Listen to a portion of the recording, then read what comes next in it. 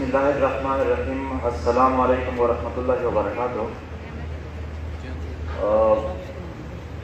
یہاں پر وہی دکھ وہی درد جو ہم چاہتے ہیں کہ لاہور کے لوگ اور اس ملک میں رہنے والے جتنے بھی لوگ ہیں وہ سن لے. میں آج زیادہ سے زیادہ بات وہاں پر کچھ ایسی یعنی جو ہم کہہ رہے ہیں 70,000 لوگ شہید ہو گئے ہیں, تھوڑا ان کی بات کرتے ہیں کہ طریقہ واردات کیا تھا. ایکسٹرا جوڈیشل کلنگز کی بات ہم سنتے ہیں. ایکسٹرا جوڈیشل کلنگ کن کن طریقوں سے ہوا؟ فیکٹ انکاؤنٹرز کے ذریعے. 2018 میں فروری میں نقیب اللہ محسود نامی ایک نوجوان کے بارے میں سنا ہوگا کہ راؤ انور نے اس کو کس طرح بے دردی سے شہید کر دیا. ایک احتجاجی تحریک اٹھی, مگر ہماری قسمت میں احتجاجی تحریک چلانے کے بعد بھی انصاف نہیں ہوا. راؤ انور کے متعلق لکھا گیا کہ 444 اور بھی ان نے لوگ قتل کر دیے. راؤ انور آزاد ہے, مگر اس کے خلاف آواز اٹھانے والے علی وزیر جیل میں ہیں. ظلم اور بربریت کے خلاف آواز اٹھانے والے علی وزیر جیل میں ہیں.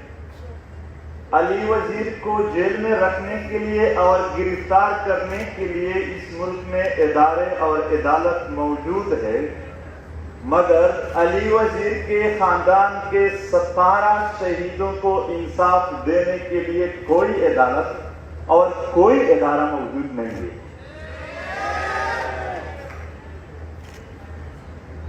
فیکٹ انکاؤنٹرز کا سلسلہ رکا نہیں ہے.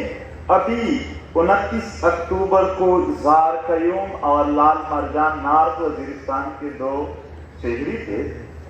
بنو سے 8 مہینے پہلے گرفتار کیے تھے, مزدور تھے.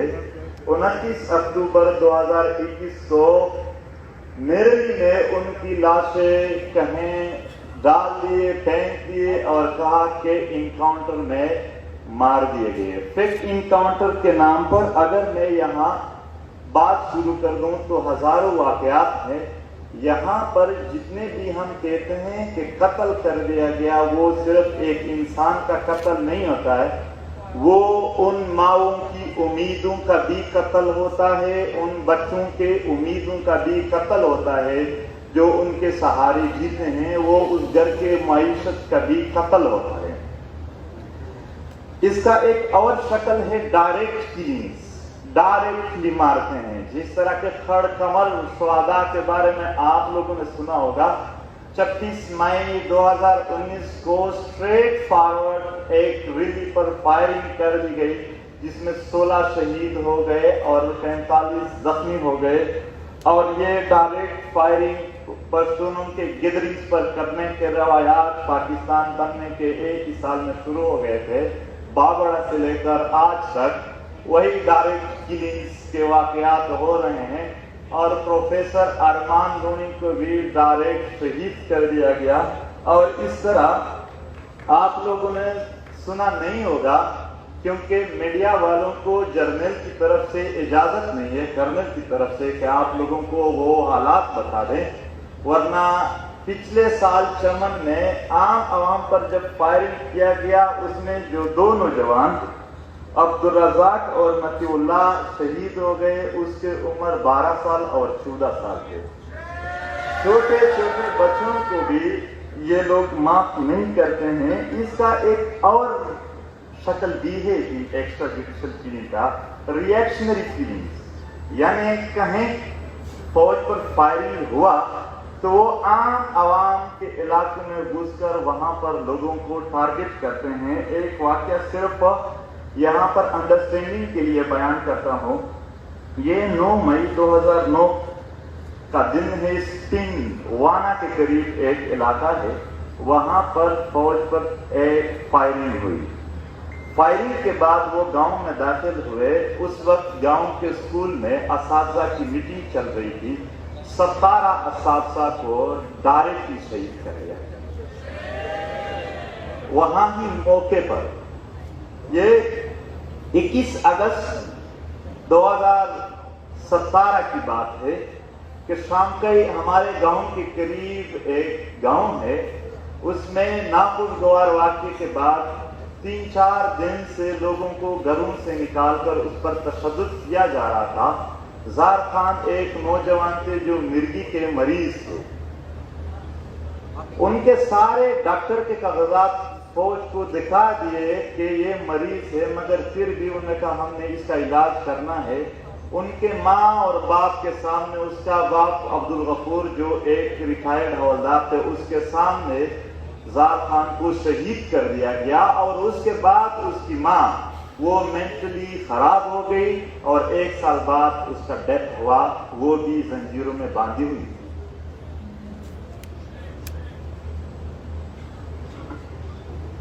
एक्स्ट्रा जुडिशियल किलिंग की एक और शक्ल है जो हमारे लोग भुगत रहे हैं, टॉर्चर सेल में किलिंग। यहाँ मेरे दोस्त बेटे हैं, उनके कजन थे मोहम्मद यूनुस, 2009 में लापता हो गए। 2018 में उसकी लाश मिल गई। उसका एक बच्चा था जो उसके लापता होने के 2 महीने बाद पैदा हुआ था। उन्होंने, यानी उसका अरमान था अपने वालिद को देखने का, मगर उसको लाश नहीं मिली। ये टॉर्चर सेल में जो लोगों को मारते हैं। जनवरी 2018 में सिंकई बहरवान इलाके में नाखुशगवार वाक़े के बाद जब लोगों को अरेस्ट किया तो एक दिन गांव में ऐलान हुआ कि एक लाश पड़ी है कब्रिस्तान में, आप लोग उठा दे, इस गांव का है। उन्होंने वहां पर टॉर्चर सेल में खुदकुशी की। खुदकुशी कोई नहीं कर सकते। सारे लोग भाग रहे थे, यानी बच्चे औरतें के अब किस घर का है। वो उसका नाम नारायण था। दूसरे दिन एक और लाश वहां पे आया और आपको वहां कहते कि डायरेक्ट दफन करना है। एक बार तो तालिबान कह रहे थे कि 10 बजे तक दफन नहीं करना है, कभी कहते हैं वहां पर ये जो मलेशिया और तालिबान का सिस्टम है कि डायरेक्ट दफन करना है। दूसरे दिन फिर एक लाश आया कि दीवार से छलांग लगाई है, ये मारा गया। सारे टॉर्चर थे। उसका नाम अमीरुल्लाह था। और तीसरे दिन कयूम की खुदकुशी, लेकिन हर बार नाम नहीं बताते थे। बस लोग आ जाते थे गांव के, वहां पर पाया जाता कि किसका है, किसका अपना है। ये सिर्फ ये एक वाकयात नहीं है। अगर मैं बयान करना चाहूं तो ये जो 70,000 लोगों की मैंने बात की, ये सब इन जैसे वाकयात में है। इसके अलावा जेट बम्बार्स की बात करते हैं।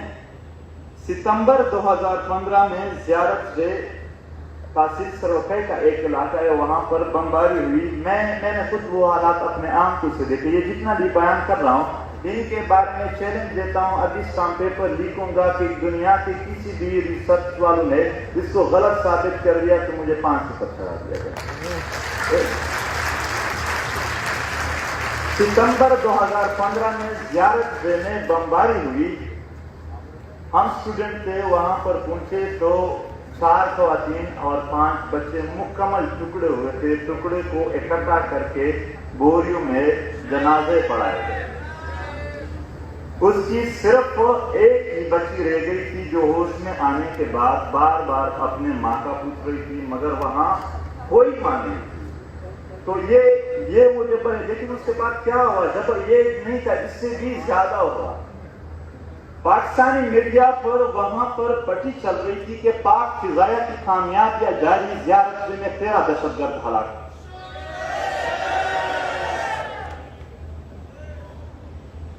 इसका एक और शक्ल है जिसको हम टारगेट किलिंग कहते हैं। सरदार आरिफ वजीर इसी टारगेट किलिंग के शिकार हो गए। मलक रईस, बल्कि एक तो सिटिंग एमएलए थे मिराजुद्दीन, उसका भी आज तक कोई पता नहीं है। नूर इस्लाम दाऊद अभी पिछले 2 महीनों में वो भी टारगेट किलिंग में शहीद हो गए। फिरोज शाह स्वात में, शाह फैसल दिल में, मतलब सिर्फ नॉर्थ वजीरिस्तान में 2 सालों में 418 घर टारगेट किलिंग में उजड़ गए। पूरे मिलिटराइज्ड एरिया है, वहां पर जितनी पहाड़े हैं उन सब के ऊपर किले होते हैं, रास्ते में चेक पोस्ट होते हैं। स्पार्टा का एक इंच जमीन ऐसी नहीं है जो उनको दिखाई नहीं देते हैं। हमारे घर के सहन उनको दिखाई देते हैं, रात वाले दूरबीन भी होते हैं। फिर कौन आता है इस चीज में? मेरे लिए में अभी फरवरी में 4 खवातीन को जो 16,000 रुपए की तनख्वाह पर एनजीओ के साथ काम करके अपने बच्चों को परवरिश करती थी, उन चारों को शहीद कर दिया गया, मगर आज तक इनका कोई इन्वेस्टिगेशन नहीं है।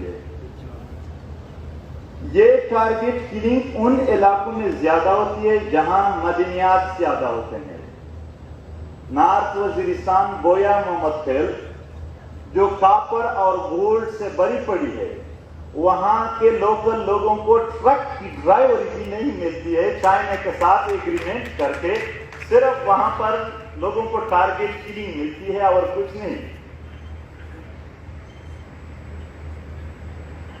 इस तरह अगर बम धमाकों और क्षेत्रों की बात करें, एपीएस की सवादात से लेकर क्वेटा के वकला तक, और फिर ताहिर दावड़ की सवालिया लाश, इन सब के लिए जब हमने मुतालबा किया कि ट्रूथ एंड रिकंसिलिएशन कमीशन बनाए, तो कहा गया कि तुम लोग गद्दार हो, अपने मजलूम और महकूम लोगों की, आवाम की तर्जुमानी अगर गद्दारी है, बहुत ज्यादा फख्र है हम इस पर, प्राउडली हम गद्दार हैं। हम इन जालिम जर्नलों के वफादार नहीं बनेंगे। अब एक और शक्ल है मिसिंग पर्सन्स की। मुतालबा यही है कि मिसिंग पर्सन्स को अदालत में पेश करें। अगर इसमें कोई मुजरिम है, आईन के मुताबिक सजा दो। अगर कोई इनोसेंट है तो उसको रिहा कर दो। मैं सिर्फ 1-2 इनके केसेस आप लोगों को सुनाता हूं अंडरस्टैंडिंग के लिए। कमालुद्दीन हमारे इलाके के नौजवान थे, वालिद का नाम शेरीन खान है। 17 साल की उम्र में वो कैंटीन में काम कर रहे थे, वहां से उठाए गए। वो अपने वालिदैन के अखलौते बेटे थे। उसके वालिद दुबई में मजदूरी करते थे। हमारे पख्तूनख्वा में मदनियात की, हुस्न व आजाद की कमी नहीं है, जन्नत जैसा वतन है, मगर हमारी रोजी लाहौर, कराची और दुबई के गलियों में लिखा गया है, इन्हीं स्टेट पॉलिसीज की वजह से। तो वो दुबई की मजदूरी छोड़कर यहां आया, अपनी सारी जायदाद फरोख्त की उसका खोज लगाने के लिए कि पता चले कि कहां है कमालुद्दीन। जब 2016-17 में आईडीपीज वापस अपने इलाके जा रहे थे, शेरीन खान नहीं गए अपने इलाके। उसने कहा हमारे इलाके में नेटवर्क नहीं है, 21वीं सदी है, आज भी मैं 2-3 महीने जब एक्टिविज्म में बिजी होता हूं, अपने घर के साथ राब्ता करने के लिए लैंडलाइन सिस्टम तक नहीं। तो उन्होंने कहा शेरीन खान ने कि अगर मैं वहां चला जाऊं तो ऐसा न हो कमरुद्दीन रिहा हो जाए और मुझे खाला जाए और मैं ये मिस कर दूं। तो उस वजह से वो अपने गांव नहीं जा रहे थे, मगर 2020 में अभी पिछले साल इसी अरमान में उस वालिद का डेथ हुआ है, उसकी वालदा रह गई है जो इंतजार कर रही है। ये मिसिंग पर्सन्स की थोड़ा इंट्रोडक्शन था कि किस तरह एक्स्ट्रा जुडिशियल किलिंग और मिसिंग पर्सन्स 5000 लोगों के हमारे पास देखा है, वो कोर्ट में पेश करे। मैंने फेसबुक पे भी वो पिक्चर डाली थी। एक अखबार में एक खबर थी कि कुत्ता गुम हो गया है, अगर किसी को मिला तो इतना इतना इनाम मिलेगा। 5000 लोग लापता है, उसका कोई खबर इस अखबार में नहीं आएगा, मगर उस कुत्ते की खबर आई थी।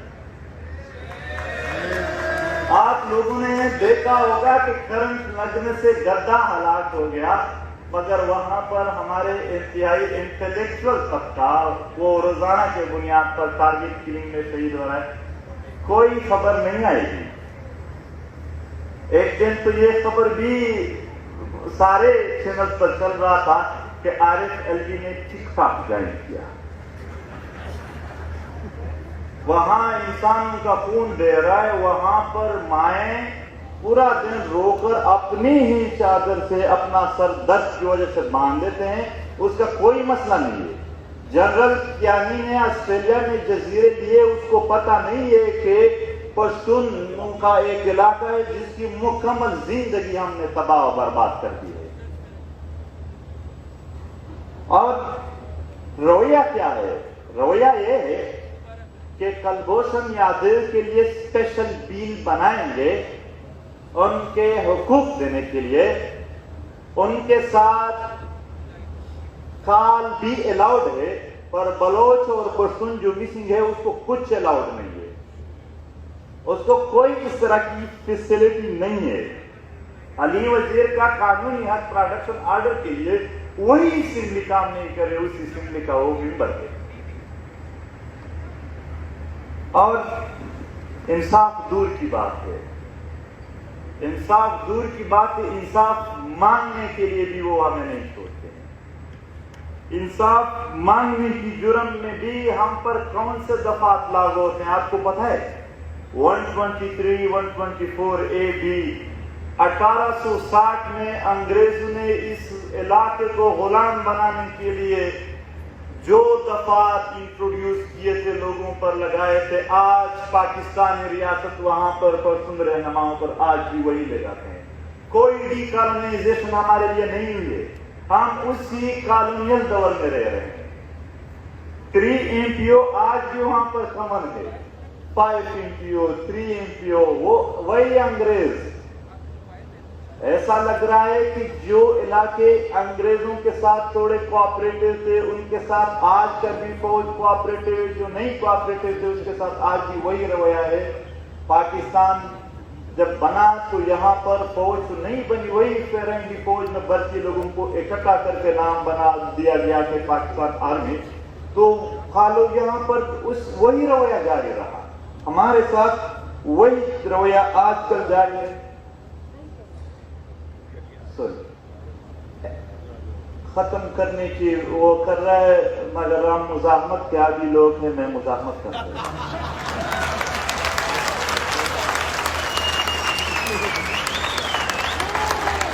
Action in aid of civil power یہاں ذکر کیا گیا، کسی نے پڑھا ہے؟ اس میں ایک سیکیورٹی اہلکار کو مکمل اجازت ہے کہ کسی کو پکڑو، اریسٹ کرو، قتل کرو، گھر میں مار کرو، آپ سے کوئی نہیں پوچھے گا۔ یہی علاج ہے ہمارے لیے، ہمارے لیے 3 MPO ہے۔ ہم آج پوچھنا چاہتے ہیں کہ ریاست کے پاس ہمیں دینے کے لیے اس 21ویں صدی میں جہاں ریاستیں فلاحی ریاستیں ہیں، کیا ہے؟ Target killing, missing person, proxy war, good Taliban, bad Taliban, وہ طالبان، یہ طالبان، داعش، نام تبدیل ہوتے جا رہے ہیں۔ ابھی بات ہو رہی تھی کہ PPP کے ساتھ ایگریمنٹ کیا جا رہا ہے، ایگریمنٹ میں 1 مہینے کی سیز فائر کا اعلان پورا نہیں کیا گیا تھا کہ باجا اور نواقعہ ہوا اور بات آئی کہ داعش نے قبول کی۔ ہم جانتے ہیں کہ یہ جو نام ہے یہ مؤثر یعنی کپڑے ہے، جو پیچھے بندہ ہے ہم اس کو جانتے ہیں، اور اس خطے میں پروفائلنگ کی گئی، پروفائلنگ کے گویا دہشت گرد ہے، جب اس سے بات نہیں بنی تو غدار ہے، لوگوں کو اتنا وہ کیا گیا۔ ابھی ایک نوجوان آیا کہ میں لاہور سے ہو، کیا آپ واقعی غدار ہے؟ سوال پوچھ رہے تھے، مجھے خوشی ہوئی اور میں نے کہا ہاں میں واقعی غدار ہوں۔ تو وہ تھوڑا مجھے دیکھنے لگا کہ کیسے؟ میں نے کہا وہ ظالم لوگ، وہ ظالم جرنیل جو یہاں ظلم کرتے ہیں، اس کا میں کبھی وفادار نہیں رہوں گا۔ بالکل وہ اطمینان کر لے۔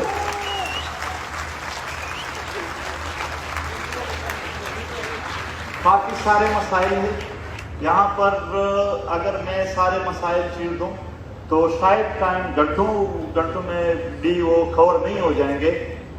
آسما جہانگیر پروگرام اور ان کے سارے منتظمین کا شکریہ کہ انہوں نے ایک اچھا پروگرام بنایا، اور ہم جیسے wretched of the earth people کو بھی موقع دیا کہ یہاں پر اظہار کرے اور tribute to all of you.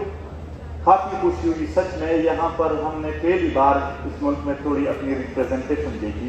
جو بھی اسپیکر آتا تھا وہ ریپرزنٹیشن کرتا تھا. بہت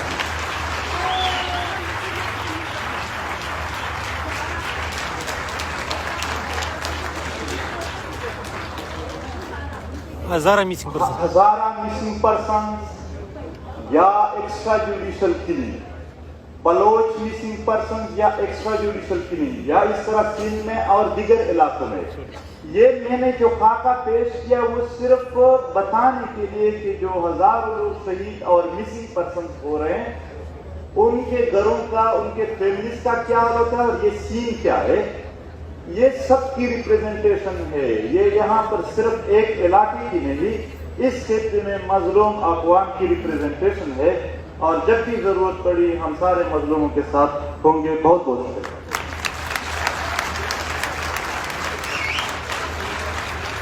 بہت شکریہ.